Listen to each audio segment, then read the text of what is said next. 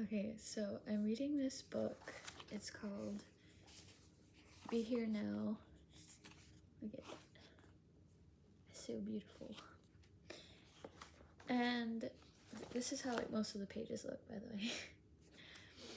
But I'm reading the beginning. I'm reading what the author said about his experience. I just suddenly was so fascinated by this book. I did not expect to be this fascinated. But he's describing how he started off with developing a psychology career, and he was this big time professor, and he had a really good paycheck, but he always felt like something was missing. So his friend, who's also a psychologist, ends up doing mushrooms for the first time, and he ends up going crazy and telling all his friends to do mushrooms. And so the author ends up doing mushrooms because of that friend. And so I just want to read to you his experience with it, because it's beautiful. It's really, really beautiful. Okay, so it starts over here.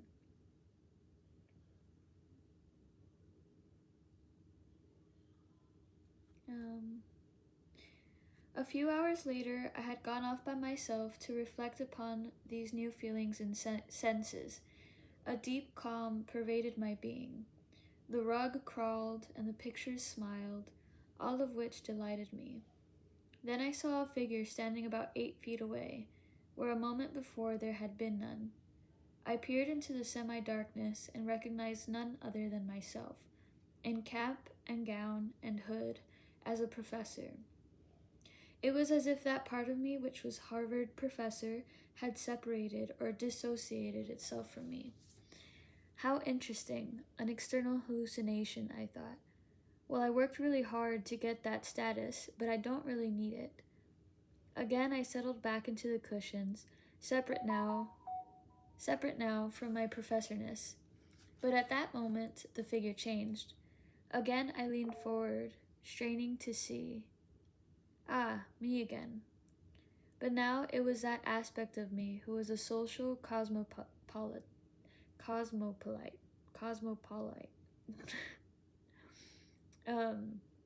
Just somebody who was very good socially. Okay, so that goes too, I thought. Again and again the figure changed, and I recognized over there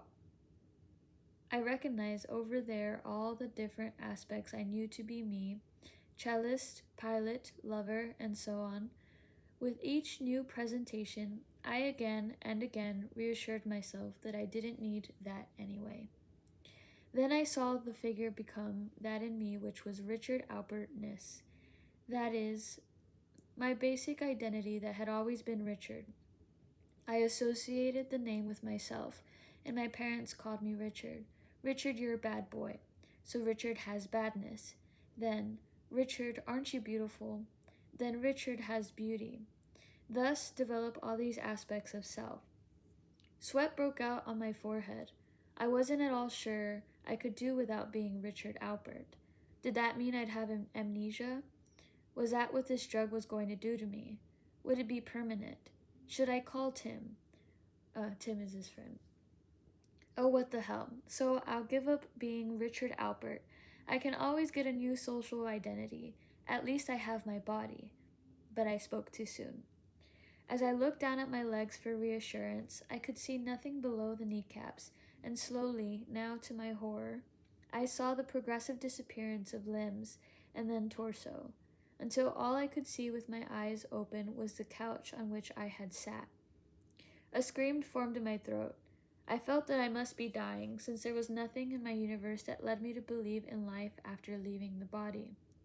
Doing without professorness or loverness or even Richard Alpertness, okay, but I did need the body. The panic mounted, adrenaline shot through my system, my mouth became dry, but along with this, a voice sounded inside. Inside what? I don't know. An intimate voice asked very quietly and rather jokerly. It seemed to me, considered how distraught I was. But who's minding the store? Who's minding the store? When I could finally focus on the question, I realized that although everything by which I knew myself, even my body and this life itself, was gone, still I was fully aware. Not only that, but this aware I was watching the entire drama, including the panic, with calm compassion. Instantly, with this recognition, I felt a new kind of calmness, one of a profundity never experienced before. I had just found that I, that scanning device, that point, that essence, that place beyond, a place where I existed independent of social and physical identity. That which was I was beyond life and death. And something else that I knew, it really knew. It was wise rather than just knowledgeable. It was a voice inside that spoke truth. I recognized it. I was one with it and felt as if my entire life of looking to the outside world for reassurance was over. Now I need only look within to that place where I knew. Fear had returned to exaltation. I ran out into the snow laughing as the dew flakes swirled about me. In a moment the house was lost from view, but it was all right, because inside I knew. Around 5 in the morning I walked back, plowing through the snow to my parents' home. And I thought, wouldn't it be nice? I'll shovel the walk. Young tribal Buck shovels the walk. So I started to shovel the walk, and my parents' faces appeared at the upstairs window. Come to bed, you idiot. Nobody shovels snow at 5 in the morning. And I looked up at them, and I heard the external voice I had been listening to for 30 years. And inside me something said, it's all right to shovel snow, and it's all right to be happy. And I looked up at them, and I laughed, and did a jig, and went back to shoveling snow. And they closed the window, and then I looked up, and inside they were smiling too. That was my first experience of giving a contact high. But also, you can see in that moment, in the early morning, the seeds of the breakaway. The seeds of the ability to be able to confront and even disagree with an existing institution and know and trust that inside place that says it's all right. It's something I could never have done without any anxiety until that moment, until that day. Now I thought at that moment, wow, I've got it made. I'm just a new beautiful being. I'm just an inner self. All I've ever need to do is look inside, and I'll know what to do, and I can always trust it. And here I'll be forever. But 2 or 3 days later, I was talking about the whole thing in past tense. I was talking about how I experienced this thing because I was back being that anxiety neurotic in a slightly milder form, but still my old personality was sneaking back up on me. Okay.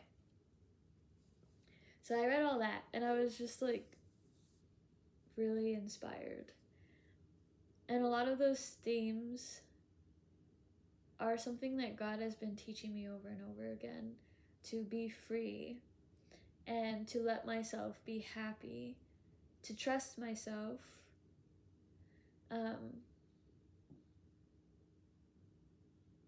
And so this is just reminding me of that lesson. I feel like we really resonate with things that God is currently teaching us in our lives. And so, yeah, I don't know where I was going with that, but it's so interesting to me reading about other people's psychedelic experiences and how other people learn the same lessons. But this was such a beautiful trip. It would have freaked me the fuck out if I saw another person, or even if it was myself.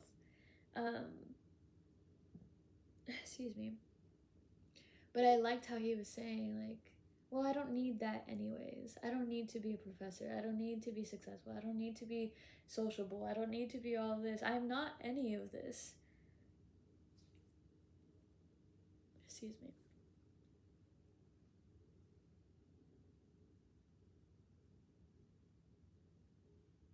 I'm thinking of a dream I had recently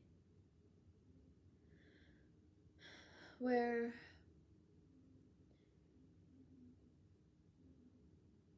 okay, I'm just gonna explain it. But I go back to a school that I've been to before in the dream, but it's not an actual school that I've been to before.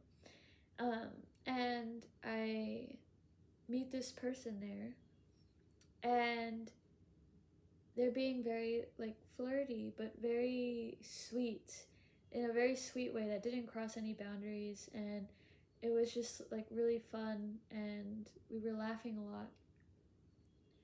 And I remember thinking in the dream that this person reminded me a lot of Elijah,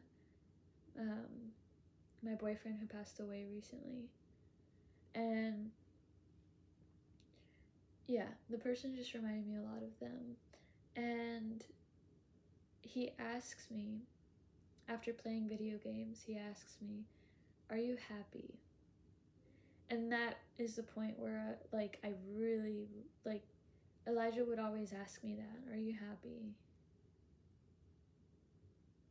And right now that dream is coming up again.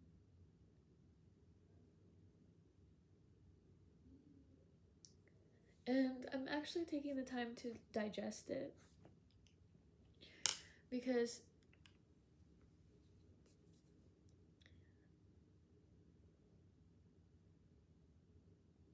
I don't know. I feel like I'm not allowed to be happy. I feel guilty being happy. But I know that that's all Elijah ever wanted for me. And I feel him fading away. And I had this thought recently, like I think he started his new life already. Maybe he got reincarnated already. I don't know. I don't feel like he's very I don't think he's necessarily like thinking about me. I think he's just moved on.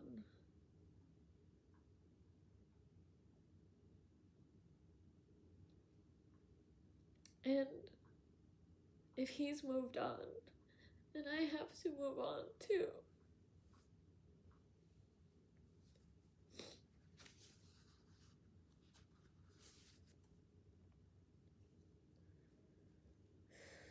I have to let myself be happy.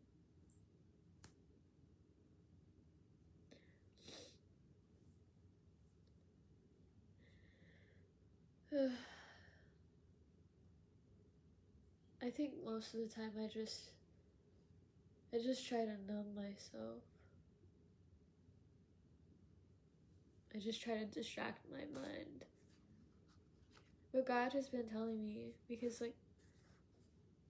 I tend to go into these thought loops, and I start thinking about the past or thinking about a conversation I have to have, and um, thinking about what went wrong, and God has told me that I need to stop looking back at the past, and I need to start focusing on my future.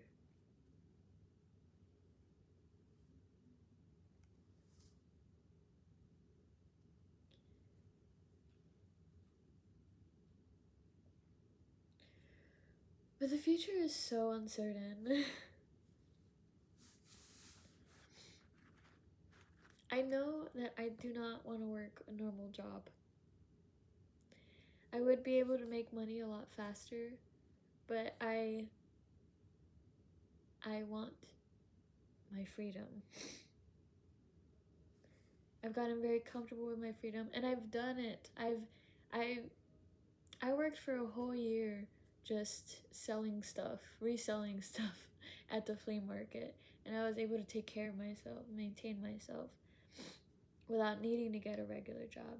I did tarot for a whole year, um, and that like maintained myself. I was living off of like $100 a week for sure. Sometimes I'd have more, and that was just from reading tarot, and I was fine. And I think I can do what, like, if I dedicate myself, I can make enough to maintain myself and to save. And that's what I need to focus on. I've been feeling like I'm very much in my yang energy lately, but I need to balance that with yin. I do think that I don't know. Sometimes I jump to different extremes. I'm either not doing much or I'm doing too much. And I'm not letting myself rest. I need to find a middle ground.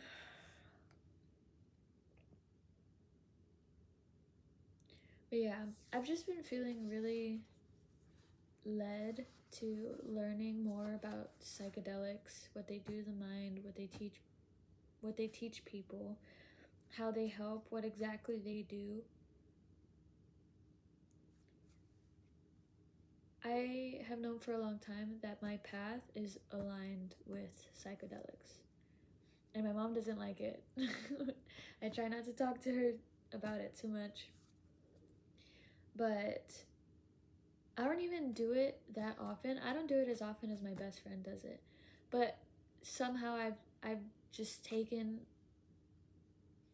had like much deeper, intense trips than she has, even though I do it less. And I was reading in another book that I have. It's called How to Change Your Mind. And he is describing his whole psychedelic journey, his research on it. He's also a psychologist. And I opened to this part, and he's talking about this experience he had in a yurt. And the person that was doing the ceremony, he told him that he was prone to trance. And he starts describing how his mind shut off and his body just started moving, and like I think he said he was dancing, and he just let go of control of his body. And I have done that. I have experienced that. And all they were doing was deep breathing. They weren't even doing psychedelics. And I've been talking about that in my videos lately. Is how the Bufo, the DMT that I did, taught me how to trigger these trances on my own just with my breath. And so I did that recently when I went to my dad's house, and I've been doing it more often.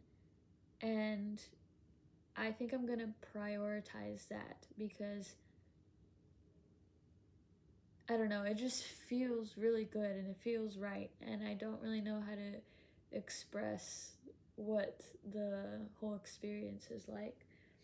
But yeah, I think I'm very prone to trance.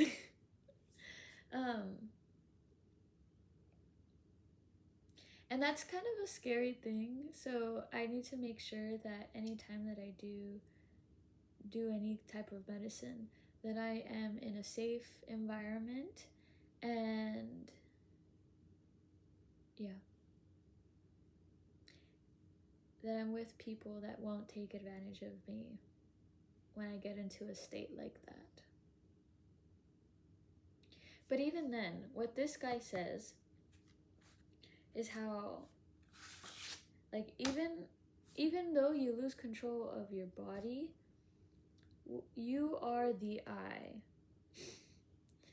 You still exist. You are still in total awareness. And that's something that I've recently, since May, I've been thinking about, is how even though I can let go of control of my body, and like I am still able to switch it back on if I need to.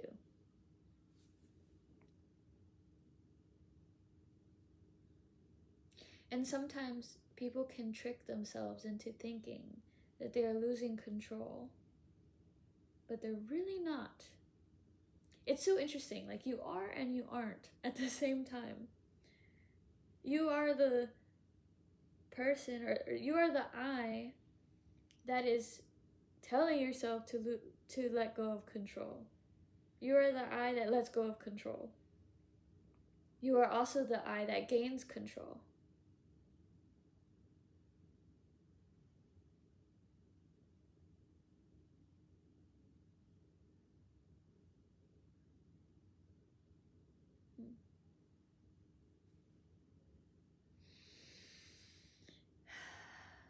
That's so interesting. Because I'm thinking of just how we receive and then we release.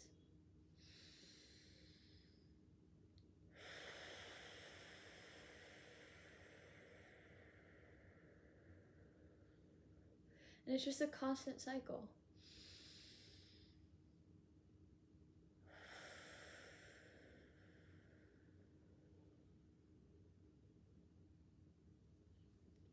Yin and yang are always working in tandem.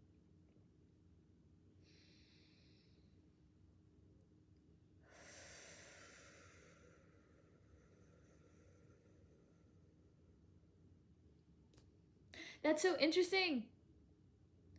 I just realized, look, this chapter is called Turning On. Turning On. I was just talking about turning your control on and off, like a switch.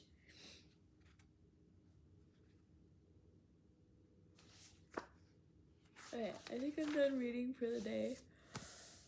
I'm being so tired. But I like having these little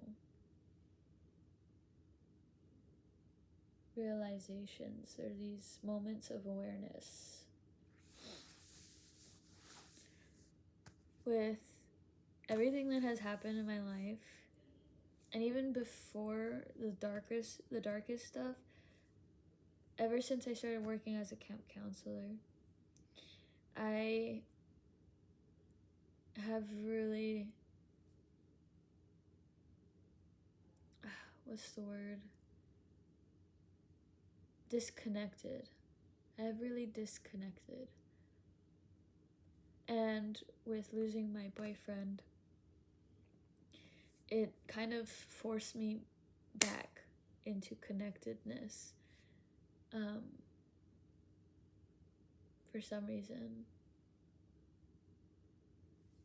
It just made me so aware of my mortality. And how I really have to make every single day count. Otherwise, what am I living for? I am here to live.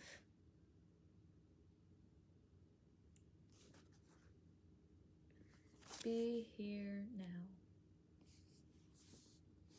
That takes me back to when I did DMT, and I remember losing control, or letting go of control of my body, and then kind of coming back in, what would I call it? I guess coming back to my center, but I feel like there's a better word I can use. I guess coming back to the present moment, maybe. Anyways, I gathered myself and I opened my eyes and I look to the woman that was helping with the ceremony and I tell her, I'm here. I'm here now. I don't know where I went before, but I'm here now.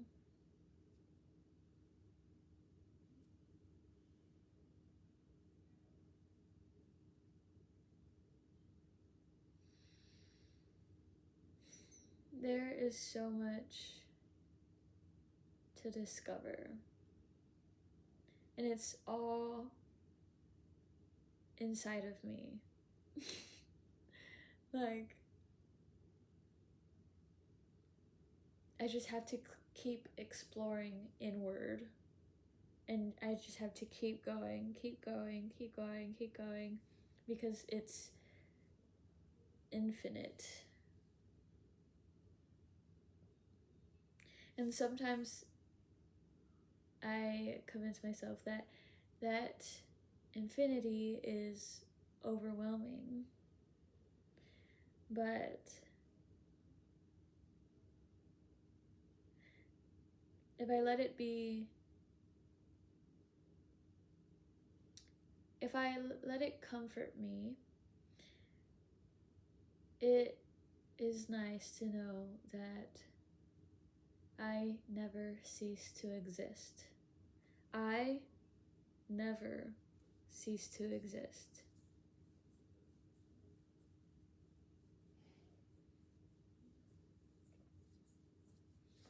Yeah. Okay. I'm just like rambling now. There's like a lot going on in my brain. But I love you. Thank you for watching. This was a good talk. Good night.